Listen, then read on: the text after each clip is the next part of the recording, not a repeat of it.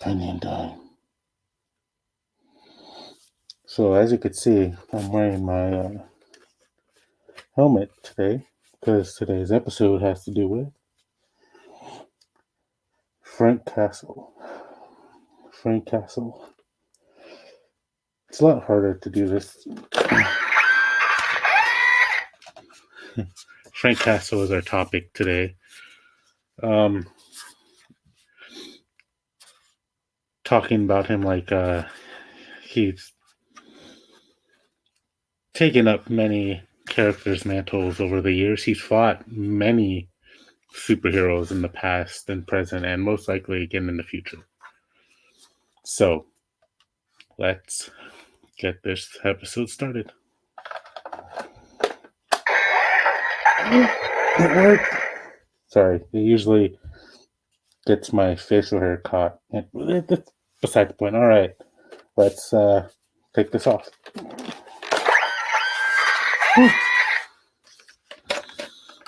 Oh, I can breathe. Oh.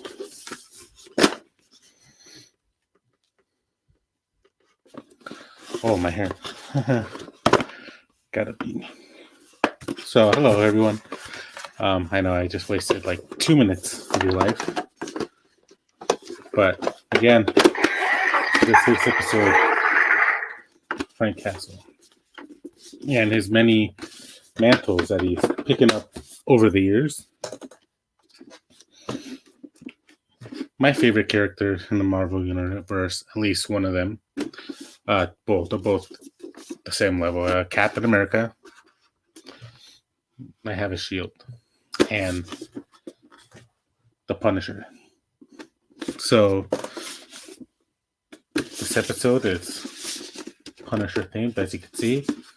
Frank Castle's the name today, and I'm going to go through with the brief history of the man, the myth, the legend. Sorry, I'm just really excited about this because I really enjoy this helmet, and it gets my facial hair caught in here. When I put it on, it gets like caught in between the slit. So I'm gonna put this down. And so as you can see, Frank Castle, the Punisher. So he started off as a villain, more or less. He faced his first hero he went up against. Most people would assume it'd be Daredevil because they have such a rivalry, as people would say, that they both fought each other many times because due to their difference in ideology and how they handle criminals. Daredevil believes everyone gets a second chance and needs to be put away or reformed, that they're able to step back into society as a new person, new streak, blah blah blah, some crap like that. Sorry, not crap like that. I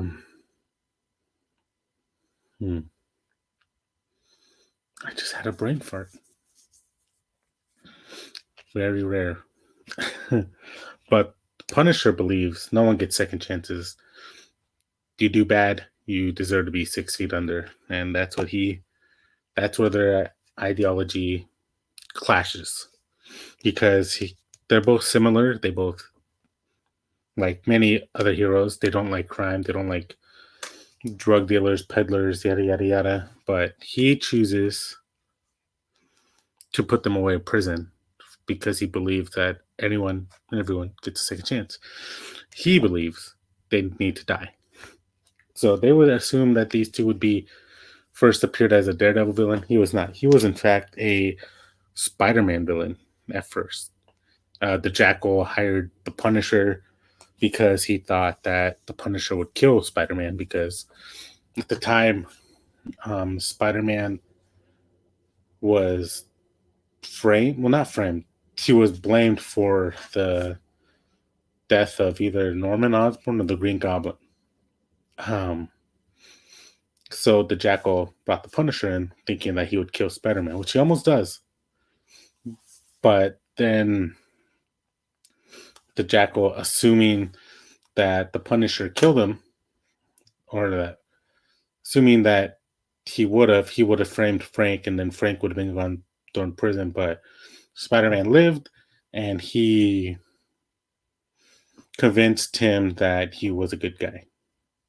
And so the Punisher walked off into the sunset, which he comes back every now and again to face Spider-Man or clash with Daredevil more often than not, and then mm, and then go off and do his own solo adventures, Punisher War Journal, Warzone, and many others. But he's been a thorn in most of the hero sides, and he's fought the Avengers several times, and he walked away seemingly without a scratch. And this particular one, Warzone, he went up against this time of the Avengers, Spider-Man, Thor, Black Widow, Iron Man, and Captain America. Wolverine was kind of on his side a little bit. Like, he gave him warning that the Avengers were after him. And so Frank uses that info and breaks out his accomplice, who was Rachel Cole Alvis. In the few issues before the series, her family was killed the same way as Frank was. A not drug deal, like they were mowed down at their wedding, so everyone in her family died. So she became vengeful and wanted to basically follow in Frank's footsteps, but not really, because she was going after the Exchange. That was the name of this organization. She went after the Exchange, while the Punisher was also going after the Exchange. And he was like, you know what? I'll help you out. Yada, yada, yada. We'll team up. Yada, yada, yada. So she gets arrested because she accidentally kills a cop. And the Exchange tried to frame Frank as it was happening.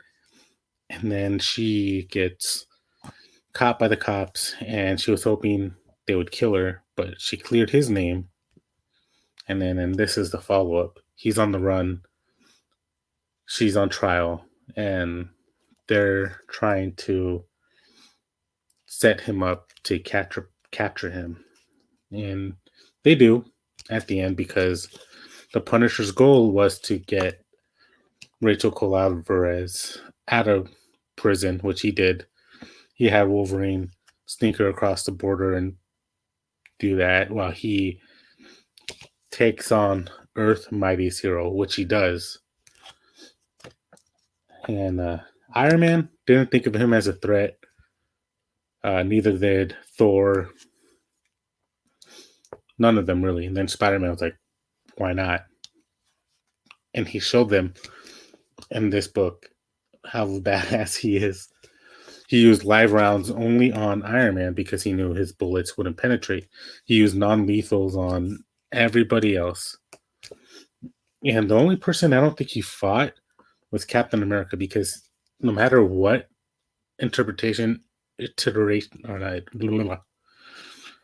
no matter what interpretation, he idolizes Captain America.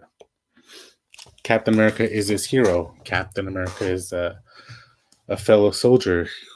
He respects him. He thinks very highly of him. So he will not fight Captain America. And he's shown that in this comic, Civil War. Now, Iron Man versus Captain America, they split teams to separate the Avengers. They all got their different ideologies. Just like in the film, Iron Man thinks they need to be held accountable. They need to reveal their identities to have safer people register under the Superhero Act. Captain America thinks the opposite. If they do, they basically give up their rights, their identities, yada, yada, yada. And this one, Iron Man starts, well, Captain America recruits Punisher because he's a great tactician and he's someone that they could use to help. It's not until they realize that uh, Iron Man starts to recruit supervillains, and Captain America thinks that's not a bad idea. We should recruit supervillains too. And then they Punisher says, nah, we shouldn't do that. You lay in bed with dogs during your fleas. Somebody says that to him and he about him. And he repeats it after he kills the criminal. It's this shot right here. And this one right here. He shoots them. And then Captain America fights him. He calls him, you murderous piece of trash. They were bad guys, Cap, thieves and killers. And he's giving the Punisher a whopping, as you could see. He's telling him to fight back. He calls him a coward. Frank says, not against you. And so he basically tells him to get out. Frank Castle is insane. He wouldn't fight. He wouldn't fight back because he held him in such a high regard. And so eventually, at the end of this, when Captain America gets arrested, he takes Captain America takes off his mask and drops it. And who picks it up? None other than Frank Castle. Because he idolizes Captain America, which after this series, Captain America gets killed for a time, and then the Punisher, in his own way, takes up the mantle, which leads to him donning his own Punisher suit. Now, when I first read this, when I first saw it, I was like, that looks super dope. Really cool. And he doesn't have his own shield.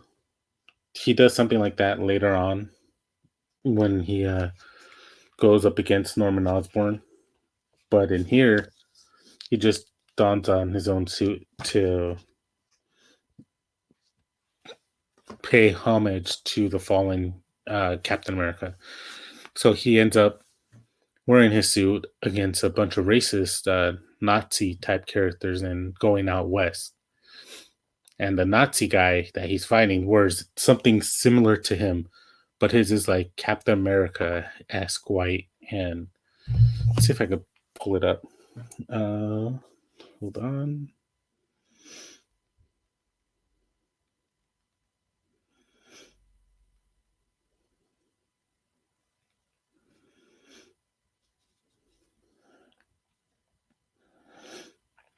So he fights. Why don't they show the villain? Sorry. He fights this guy. He's wearing a white. Oh, you can't see it. Shoot. Can you see it? Yeah. The guy right there in white and red. Damn. I'm sorry. You can't see it because the whole light. But it's a guy in white and black, red, kind of Nazi style suit. And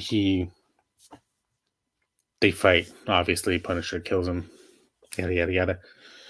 And that's like the first time I see him take on, in canon, another hero's mantle, as it were, because there's this series called What If, and he joins S.H.I.E.L.D., becomes a S.H.I.E.L.D. agent, as you could see. Maybe you can't see, but you could see. And he does this about him joining them and then being one of Nick Fury's soldiers.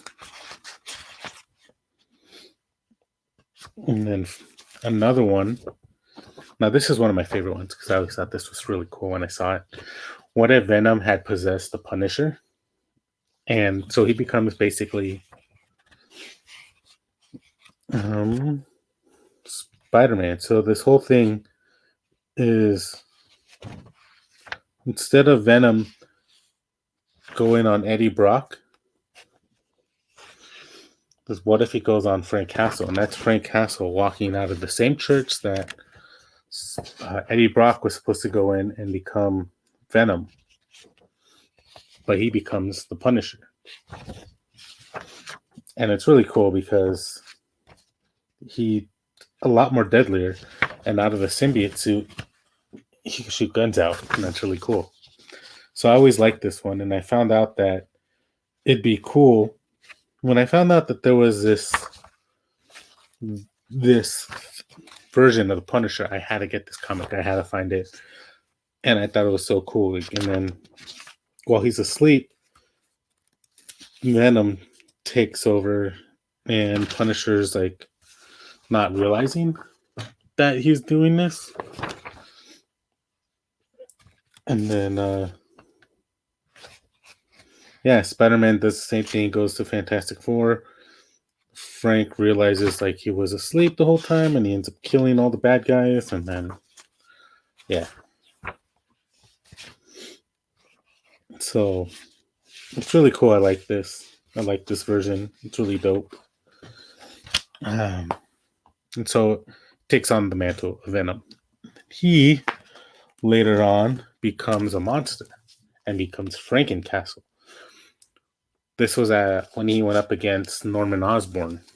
And in this one, you could see that he uses a bunch of villains and heroes' weaponry, like Whiplash's whip.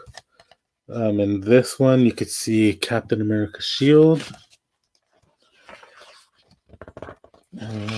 At one point, he uses like Dr. Ock's like one of his tentacles, and then he uses Spider-Man's web shooter. He uses the Ant-Man's ant thing, the Kingpin's particles, and he uses like some variation of Wolverine's claws in like a different series. And so he's good at being awesome. When Wolverine kills him, he becomes taken apart, tossed in the sewer.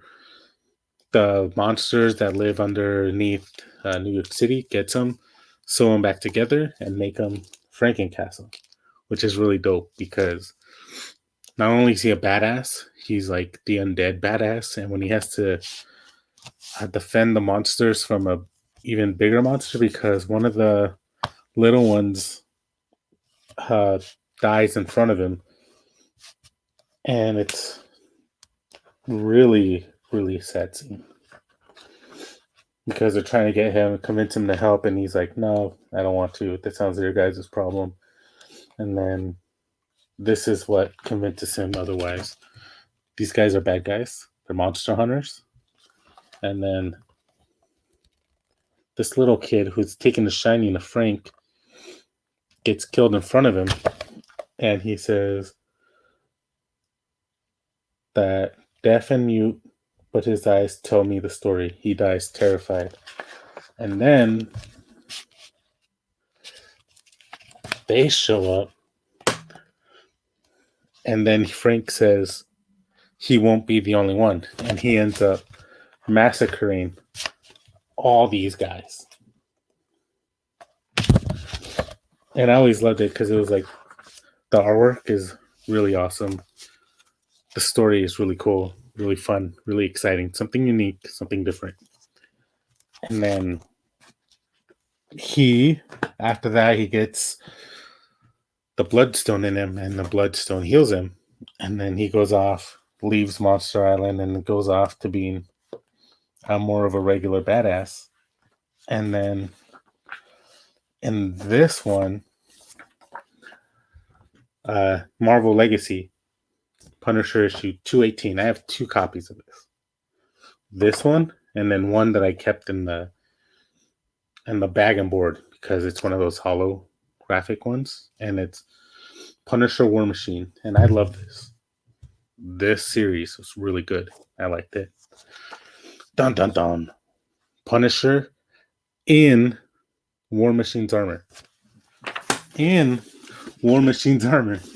And I thought that makes so much sense because that's friggin' awesome. Here's a better look with his helmet on. This is 219. And it's so cool because when I read and found out that he's taken over the mantle for a little while, I thought, that sounds so cool, so badass, so awesome. Frank Castle, one of the deadliest men in the Marvel Universe. And I say man because he has no superpowers, no fancy like shield suit, except for the ones that he borrows.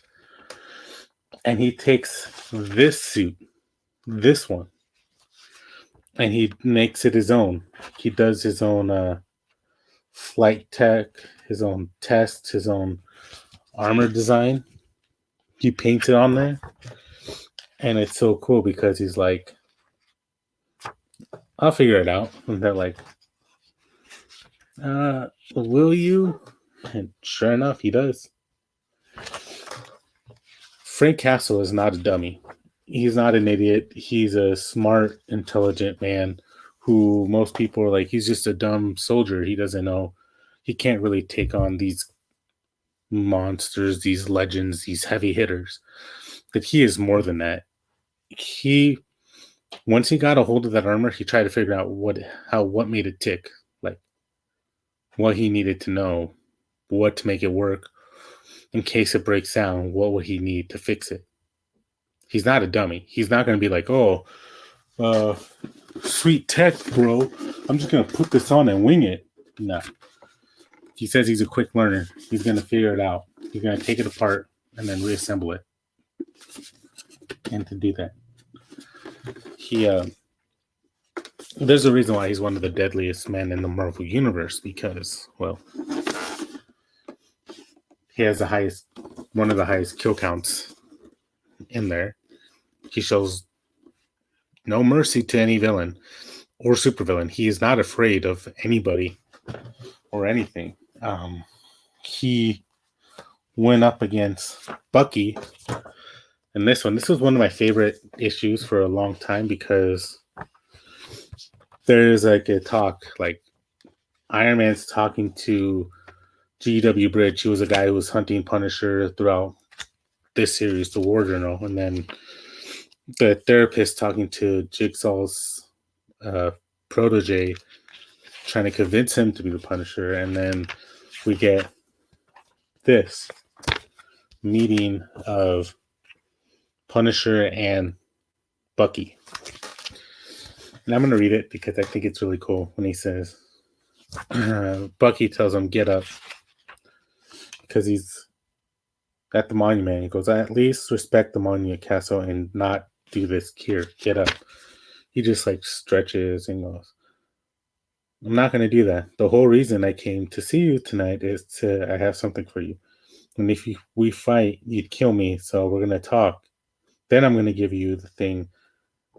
I'm going to give you the thing to you, and then we part our ways. Then there's like a pause, and he goes, I ain't asking.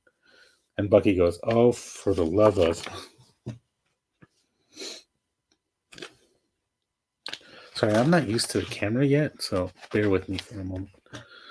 Then he says, okay, tough guy. Okay, you win. I got to say, I'm impressed. You didn't even flinch. Whatever it is you think you need to say, you clearly think you need to say it. And then he goes like that. Bucky's saying that. And Punisher, being Punisher, just punches him in the nose. And Bucky goes, stupid, really stupid, Castle. And then he goes, this is Castle talking now. It's like, I don't know if this will kill you or just hurt really bad, but I want you to look in my damn eyes and tell me, do I look afraid of you, boy? Am I flinching? And when I saw this, I'm like, dude, Frank Castle's a straight up badass. He's tempting one of the world's deadliest assassins. And at the time, I didn't know who Bucky was. I just saw a robotic arm, and I'm thinking this guy's a cyborg, and the Punisher's daring him, telling him, "I'm not scared of you, boy." And see, sorry again, nose punch, and then this way, yeah. And then Bucky just smiles and laughs and goes, "No, Castle, I suppose not." It's like, damn straight. And then he gives him his suit thing, and he tells him, "I'm done with it. Whatever it is, whatever it was, just take it, wear it, burn it, bury it. I don't care.